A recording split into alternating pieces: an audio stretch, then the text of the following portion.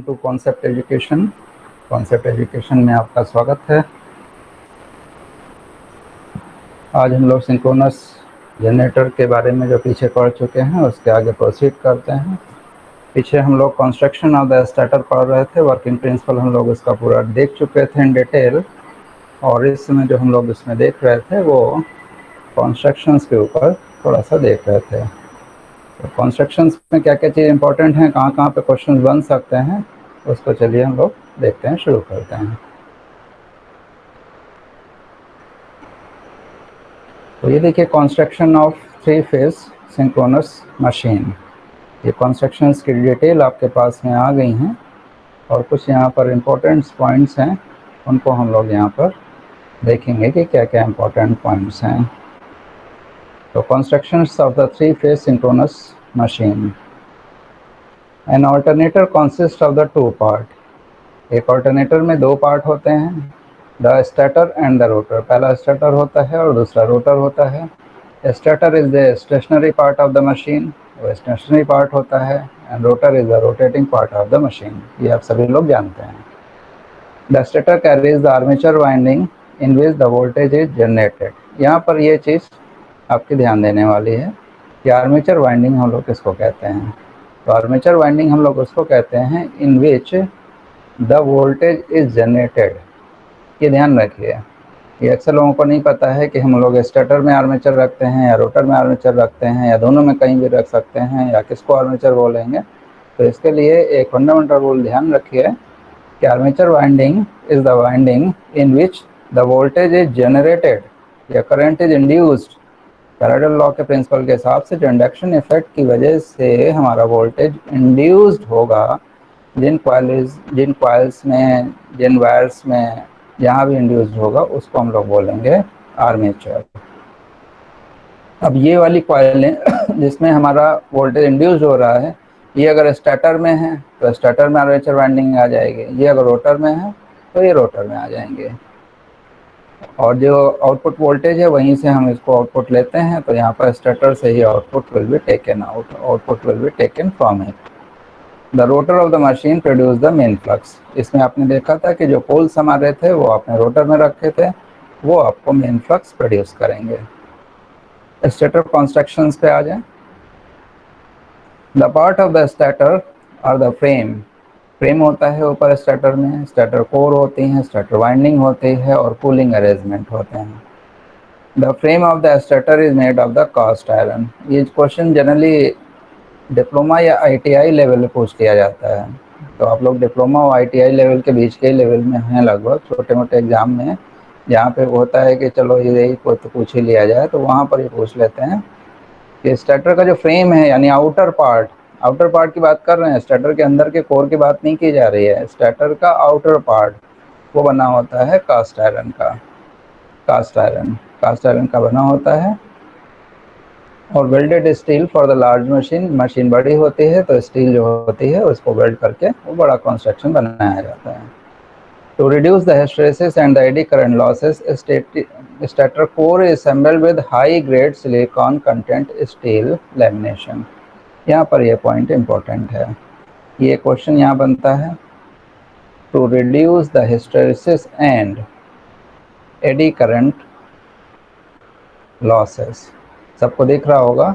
To reduce the hysteresis and eddy current losses, the starter core is assembled with high grade silicon content steel lamination। ये जो red colour से लिखा हुआ यही आपका एक इम्पोर्टेंट पॉइंट है कि हम लोग कोर को लेमिनेटेड क्यों करते हैं, सिलिकॉन स्टील का क्यों बनाते हैं। इनका सबका आंसर ये है कि ये एडी करंट लॉसेस को कम करने के लिए हम लोग इसमें करते हैं। दूसरी चीज़ इसमें यह है कि इसमें जो हमारा फ्लक्स होता है वो रैपिड रिवर्सल में नहीं होता है, ये इंड्यूस्ड होता है, और इंड्यूस्ड होने के लिए ये प्रॉपर्टी होनी चाहिए। देखिए, एक अगर हम बात करें तो हमारे पास में 2 ऑब्जेक्ट होते हैं, एक लेने वाला और एक देने वाला।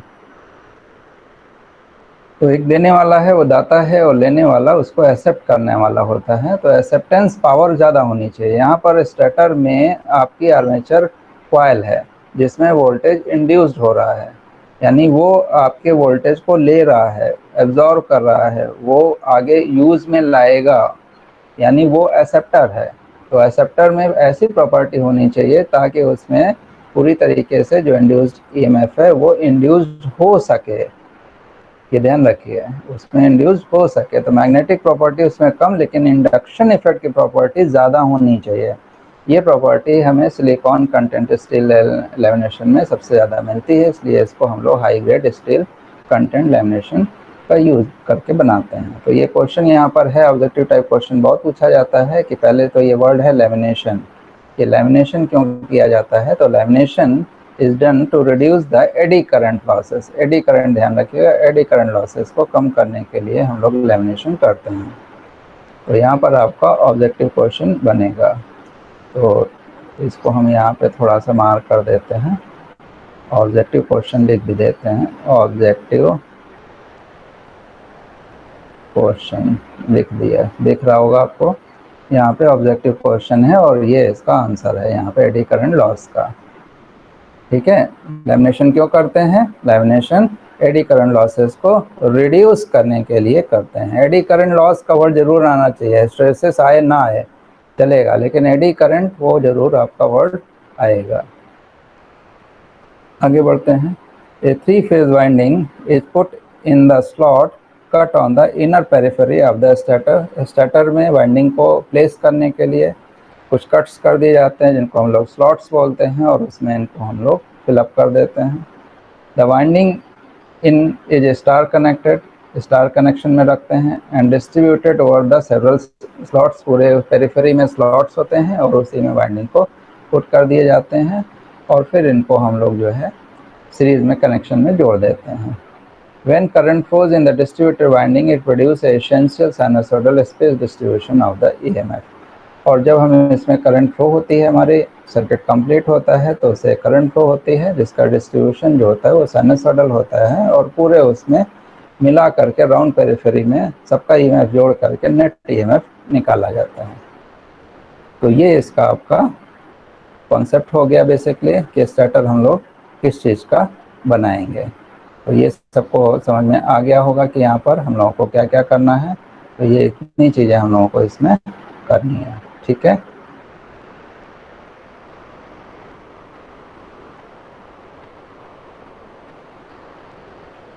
अब बात आती है रोटर कंस्ट्रक्शन के।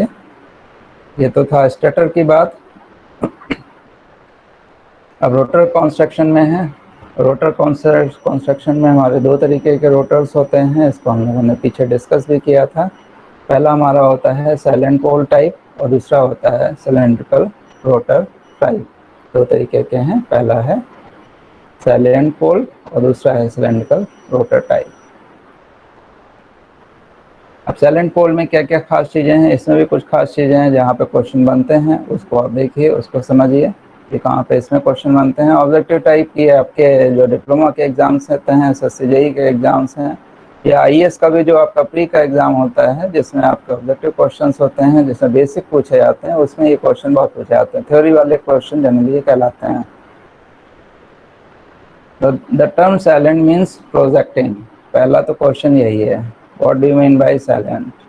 साइलेंस मीन्स प्रोजेक्शन, प्रोजेक्ट करना। जैसे ये हमने बनाया और ये एरो बना दिया, इसका मतलब हो गया कि इधर के डायरेक्शन में प्रोजेक्शन है, राइट साइड में हम इंडिकेट कर रहे हैं, प्रोजेक्ट कर रहे हैं। तो सैलिएंट का मतलब होता है projection. A salient pole consists of the pole that are projected out from the surface of the rotor core. They are used for the rotor for 4 or the more pole, 4 या 4 से ज़्यादा हमारे ये होते हैं। The rotor is subjected to the changing magnetic field that is why made of steel lamination to reduce the eddy current losses। यहाँ पर फिर देखिए क्वेश्चन आपका आ गया,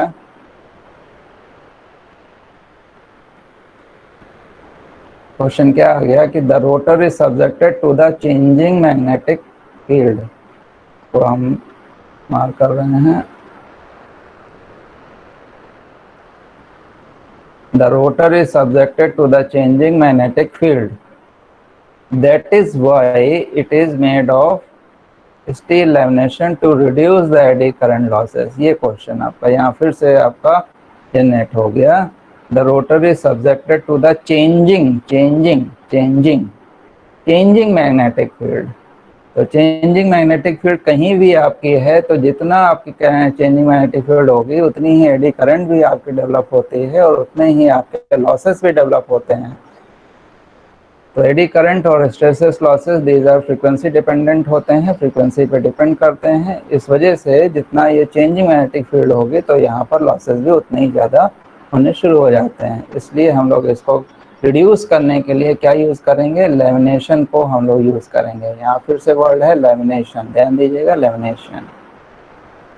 Identical dimensional pole are assembled by stacking lamination to required path and then riveted together। सबको पतली पतली पत्तियों में काट के, लेमिनेशन कहते हैं, पत्तियों में काट करके और फिर उसका एक सॉलिड पीस बना देना।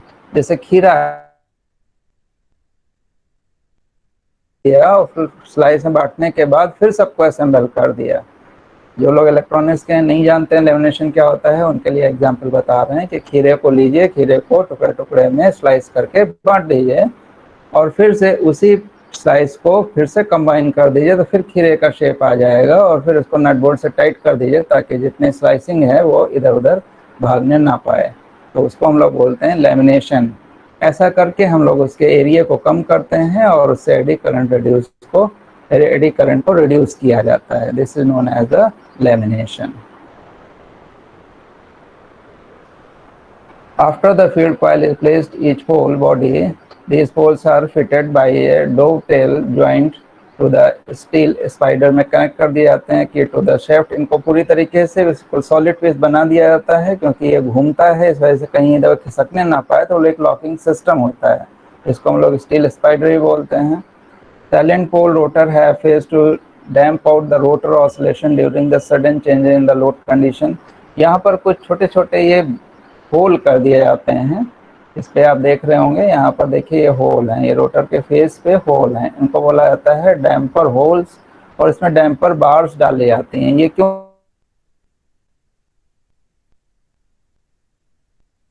जनरेटेड, हालांकि इसका आंसर तो आपको यहीं पे लिखा हुआ है कि ये क्यों किए जाते हैं। तो ये डैम्प आउट द रोटर ऑसिलेशन, यहाँ पर क्यों किए जाते हैं, ये एक इम्पोर्टेंट पॉइंट यहाँ पर है, इस वजह से इसको मार्क तो कर ही देते हैं। इसको एक्सप्लेन हम अगले इसमें करेंगे, अभी इसका टॉपिक आएगा पूरा और तब हम इसको आपको बताएंगे। ये जब हंटिंग होती है, हंटिंग वाले प्रोसेस में, तब ये आपका यूज़ में आता है। A non uniform air gap accommodate in the silent synchronous machine. अब नेक्स्ट क्वेश्चन इसमें ये आता है, बहुत सारे क्वेश्चन बनते हैं इसमें। नॉन यूनिफॉर्म एयर गैप, इसमें जो एयर गैप बनेगा वो नॉन यूनिफॉर्म है। यहाँ पे कुछ और एयर गैप है, यहाँ पे कुछ और एयर गैप है, तो एयर गैप इसमें नॉन यूनिफॉर्म होता है। साइलेंट पोल मशीन में नॉन यूनिफॉर्म एयर गैप होता है। ये यहाँ पे नेक्स्ट क्वेश्चन बनता है। The air gap is minimum under the pole centres. Poles के सेंटर्स पे हमारा एयर गैप मिनिमम होगा और मैक्सिमम बिटवीन द पोल, यहाँ जो बीच में है, ये बीच वाला पोर्शन, इसमें ज़्यादा एयर गैप होगा। ये वाला जो पोर्शन है इसमें ज़्यादा एयर गैप होगा और यहाँ पर मिनिमम एयर गैप होता है। The pole faces are shaped that the radial air gap length increases.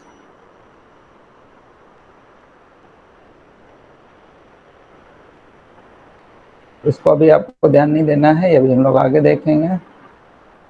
This will help machine to generate the sinusoidal EMF to give the alternating north and south polarities। the individual pole phase winding are connected in a series। इनको series में winding को connect किया जाता है जिससे north south alternate generate रहे।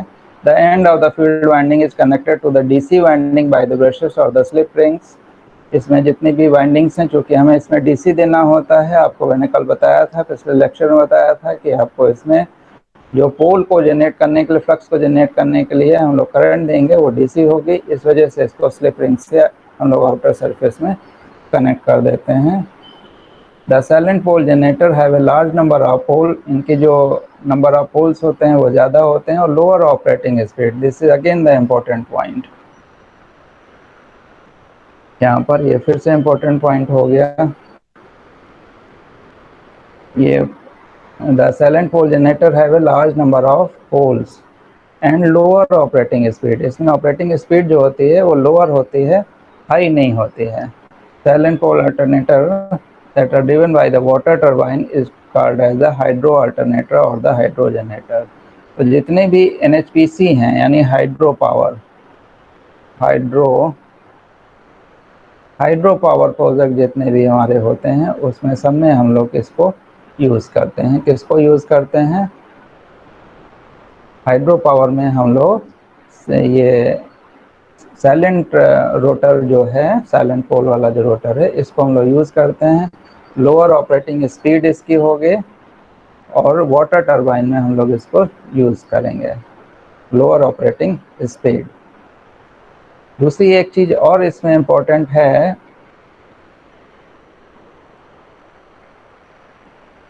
वो यहीं पे आपको लिख देते हैं।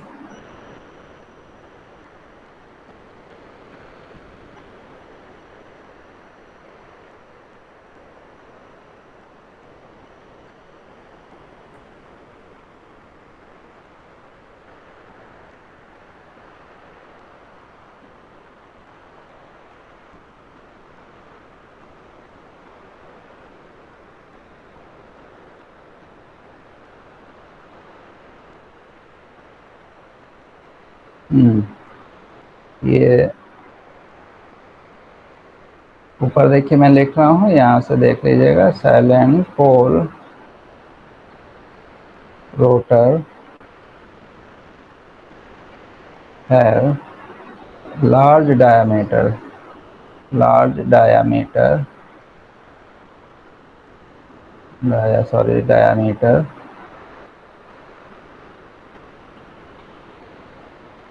and small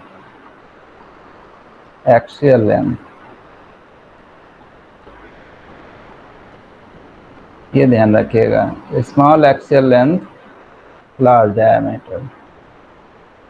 इनका जो डायमीटर होता है, ये जो बाहर जो ये पूरा डायमीटर है, सर्कल बनेगा और इसका जो डायमीटर होगा ये बड़ा होता है, लार्ज डायमीटर होता है, और एक्सियल लेंथ वो स्मॉल होती है।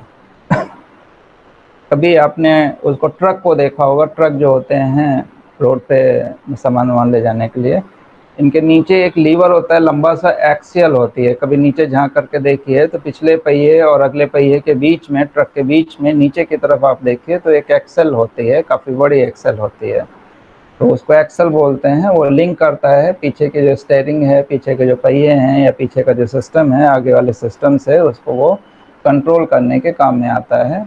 तो वो एक्सियल लेंथ देखिए लंबी होती है, पूरे ट्रक में आगे से लेके पीछे तक पूरी लंबी एक्सियल लेंथ होती है। तो यहाँ पर वही एक्सियल लेंथ जो है लंबी नहीं होनी है, यहाँ पर स्मॉल एक्सियल लेंथ होनी है, और जो डायमीटर है, जो रोटर का साइज है, वो बड़ा होगा। तो जितने भी हमारे हाइड्रो पावर स्टेशंस हैं, वहाँ पे अगर आप साइलेंट पोल मशीन या अल्टरनेटर को खोल के देखेंगे या वहाँ से लोगों को डिस्कस करेंगे या ड्राइंग को देखेंगे, तो उसमें साइलेंट पोल वाले कंस्ट्रक्शन को यूज़ करते हैं, लार्ज डायमीटर यूज़ करेंगे, स्मॉल एक्सियल लेंथ इसमें यूज़ करेंगे। तो अगर डायमीटर हमारा, डायमीटर को डी से लिख दें तो डी यहाँ पर ज़्यादा होगा किससे? एल से। डी यहाँ पर ज़्यादा होगा, डायमीटर, डी फॉर डायमीटर और एल फॉर एक्सियल लेंथ। तो diameter is greater than L, ये चीज़ इसमें ध्यान रखिएगा। तो कम से कम इस कंस्ट्रक्शन से 10 क्वेश्चन तो आपको किसी न किसी एग्जाम में मिल ही जाते हैं। दाएं बाएं इधर उधर से कहीं एक क्वेश्चन आ गया, कहीं 2 क्वेश्चन आ गए, किसी भी तरीके से 10 क्वेश्चन इसमें मिल जाते हैं। अब हम लोग आ जाते हैं सिलेंड्रिकल रोटर में। सिलेंड्रिकल रोटर में तो उसको आपने देख लिया, सिलेंड्रिकल में देखते हैं।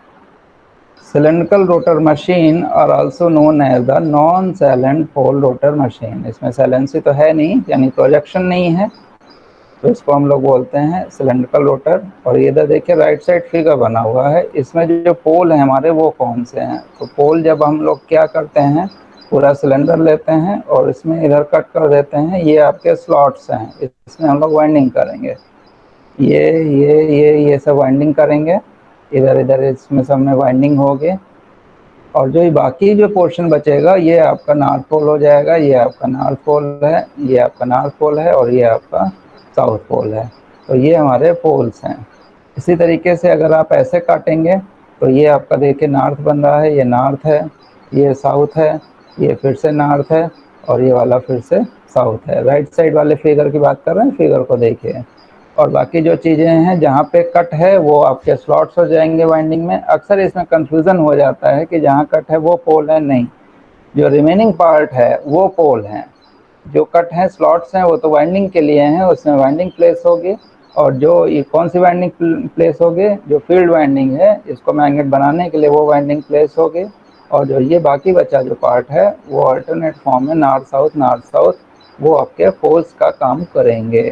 तो यहाँ पर पोल्स का काम जो है, रिमेनिंग जो पार्ट है वो वाला होगा। ठीक है, ये ध्यान रखिए इसमें। So cylindrical rotor machine are also known as non-silent pole rotor machine. The construction of the rotor is such that it forms a smooth cylindrical. It has no physical poles as in the silent pole construction. These rotors are made up of the solid forging and the high-grade nickel chromium molybdenum steel. ये यहाँ पे important point है कि high grade निकल Chrome molybdenum steel, ये आप ध्यान रखिएगा। In about 2/3 of the rotor peripheries, slots are cut for the regular interval and parallel to the shaft. The DC field winding are connected in these slots. DC field winding को हम इन्हीं slots में रखते हैं। The winding is the distributed type. अब यहाँ पर जो winding है वो distributed रहेगी। Distributed का मतलब है कि पूरे उसमें winding जो है वो distributed है, वहाँ concentrated थी। Distributed, winding distributed। और पीछे का एक मिनट देख लेते हैं, यहाँ पर लिख देते हैं वाइंडिंग विल बी, वाइंडिंग यहाँ देखिए नीचे लिख रहे हैं, वाइंडिंग इसमें जो होती है वो कंसंट्रेटेड वाइंडिंग। कंसंट्रेटेड वाइंडिंग मतलब होती है कि यहाँ पर हम लोग इसमें वाइंडिंग कर देते हैं, ये वाइंडिंग यहाँ हो जाती है। फिगर में देखिए, फिगर में वाइंडिंग बना रहे हैं, ये आपकी वाइंडिंग हर एक उसमें ऐसे ऐसे कर देंगे। और ये वाइंडिंग ये सब बनी भी हुई है, इसमें सब वाइंडिंग जो ब्लैक से दिखाई गई है ये सब वाइंडिंग ही बनी हुई है। ये पूरी वाइंडिंग इसमें कर देंगे, ये इस तरीके से वाइंडिंग ये पूरे इसमें होती है। तो ये कहलाती है concentrated winding. This winding is known as concentrated winding. तो साइलेंट पोल जो रोटर होता है उसमें कंसंट्रेटेड वाइंडिंग होती है, और जो सिलेंड्रिकल पोल का हमारा रोटर होता है उसमें हम लोग डिस्ट्रीब्यूटेड वाइंडिंग यूज करते हैं।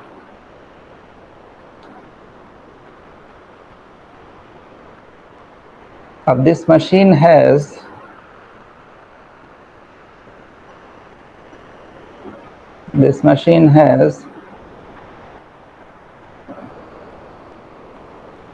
Small diameter. अब देखिए यहाँ लिखा है small diameter and long axial length, small diameter and long axial length, यहाँ पर ये इंपॉर्टेंट पॉइंट है, इसको ध्यान में रखना है आपको कि डायमीटर कितना होगा, स्मॉल होगा, और एक्सियल लेंथ क्या हो जाएगी, एक्सियल लेंथ ज़्यादा हो जाएगी, यानी इसमें जो हमारी डी होगी वो कम होगी और एल आपका ज़्यादा होगा, L is greater than D. Such construction limit the centrifugal force. क्यों ऐसा किया जाता है, limit the centrifugal force, limit the centrifugal force. Thus the cylindrical rotor are useful for a high speed machine. Again very important, high speed machine। इसको हम लोग कहाँ use करते हैं, हाई स्पीड मशीन। अभी हम आपसे क्वेश्चंस पूछेंगे जितने क्लास में हैं, या आप लोग इसको ध्यान दे करके समझिएगा। अभी हम आपसे क्लास के ख़त्म होने के बाद क्वेश्चन पूछेंगे इस पे, ये जो हमने आपको बताया है, तब आपको ये बताना होगा इसका आंसर। और मैंने देख लिया है कितने लोग क्लास में हैं, उसी के हिसाब से मैं क्वेश्चन सबसे बाय नेम करके पूछूंगा, इस वजह से ध्यान दीजिए क्लास में। इसमें हाई स्पीड मशीन के तरीके से इसको यूज़ कर सकते हैं, बिकॉज डायमीटर इसमें कम है। डायमीटर कम होने से हमारा जो सेंट्रीफ्यूगल फोर्स होता है वो कम होता है। सेंट्रीफ्यूगल फोर्स आपको पता है mv²/r होता है, तो उससे हमारा सेंट्रीफ्यूगल फोर्स डायमीटर कम होने से कम होगा। और इसकी हाई स्पीड की वजह से इसको हम लोग स्टीम और the gas turbine, steam turbine यानी NTPC, NTPC, national thermal power corporation, वहाँ पे स्टीम जनरेट होता है, स्टीम जनरेट होकर के हम लोग पावर को जनरेट करते हैं, वहाँ हम लोग सिलेंड्रिकल रोटर्स लगाएंगे। जो टिहरी डैम है वहाँ पे हम लोग पानी से बिजली बनाते हैं, वो हाइड्रो पावर है, इसलिए वहाँ पर हम लोग साइलेंट पोल वाला रोटर इस्तेमाल करेंगे। तो जो जहाँ पे जैसी उपलब्धता है उसी के हिसाब से यूज़ करेंगे। तो जहाँ भी हमारा स्टीम गैस टरबाइन वगैरह यूज़ करनी है या बहुत तेज़ हाई स्पीड से चलाना है तो वहाँ पर हम लोग इसको यूज़ करेंगे। इनकी हाई स्पीड की वजह से इनको हम cylindrical rotor construction synchronous generator को टर्बो जनरेटर भी कहते हैं। टर्बो जनरेटर, इनको टर्बो अल्टरनेटर या टर्बो जनरेटर के भी नाम से जाना जाता है। तो इसमें ध्यान रखिएगा स्पीड क्या होनी है, स्पीड हाई होगी। स्पीड क्या होगी, स्पीड इसमें हाई होगी।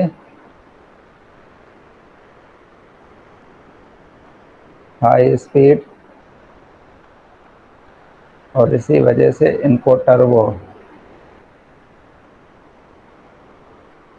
ये टर्बो जनरेटर, ये अक्सर पूछा जाता है टर्बो जनरेटर क्या होते हैं। तो turbo generator high speed synchronous machine को हम लोग बोलते हैं टर्बो जनरेटर, और इनको हम लोग स्टीम और गैस टरबाइन में यूज़ करते हैं। और डायमीटर जो है वो एक्सल लेंथ से कम होगा। ये आपका हो गया सिलेंड्रिकल रोटर। तो कहाँ पे अब सिलेंड्रिकल हमें रोटर लगाना है, कहाँ पर हमें साइलेंट पोल वाला लगाना है, ये यहाँ के डिस्कशन से आपको क्लियर हो गया होगा। जहाँ जैसा एप्लीकेशन है, सपोज दैट अगर हमें वाटर से बिजली नहीं बनानी है, हमारे पास वाटर है ही नहीं, कोई हाइट नहीं है, कोई पहाड़ हमारे कंट्री में है नहीं, तो उस केस में फिर आप हाइड्रो पावर यूज़ नहीं कर पाएंगे। तो वहाँ पे गैस वगैरह यूज़ करेंगे या आप स्टीम यूज़ करेंगे। नेशनल थर्मल पावर कॉरपोरेशन जैसे पावर बनाता है एनटीपीसी, वैसे ही आप प्लांट लगाएंगे तो फिर आपको सिलेंड्रिकल वाले रोटर को चॉइस में रखना पड़ेगा और उनकी स्पीड आपकी ज़्यादा होती है। स्पीड अगर ज़्यादा होगी तो स्पीड से एक रिलेशन यहाँ पे और डेवलप देखिए कर देते हैं, NS बराबर 120 F/P। ध्यान से देखिए इसको, यहाँ से अगर हम लोग P निकालें तो P बराबर लिखेंगे 120 F/NS। अब यहाँ पर अगर हमारी स्पीड को हम ज़्यादा रखें, स्पीड को अगर बढ़ाएंगे तो नंबर ऑफ पोल क्या हो जाएंगे, कम हो जाएंगे। यानी यहाँ पर कम पोल की मशीन को अगर हमें यूज़ करना है, लेस पोल की मशीन को, तो स्पीड हमारी ज़्यादा हो जाएगी। तो जो सिलेंड्रिकल रोटर वाले होते हैं उसमें पोल हमारे कम हैं। देखिए पूरे कंस्ट्रक्शन में कितने पोल बन पाए, केवल 4 ही पोल यहाँ पे बने हैं। तो इस वजह से इसमें पोल्स कम होते हैं, इसीलिए इनकी स्पीड ज़्यादा होती है।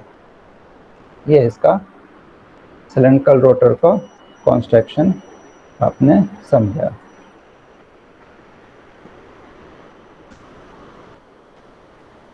तो ये इसकी डिटेल थी पूरी कि जो थ्योरेटिकल प्रोसेस है वो हमने आपको डिस्कस किया। अब इसमें से चूँकि क्वेश्चंस हमारे आते हैं अक्सर, इसलिए इसको करना रहता है।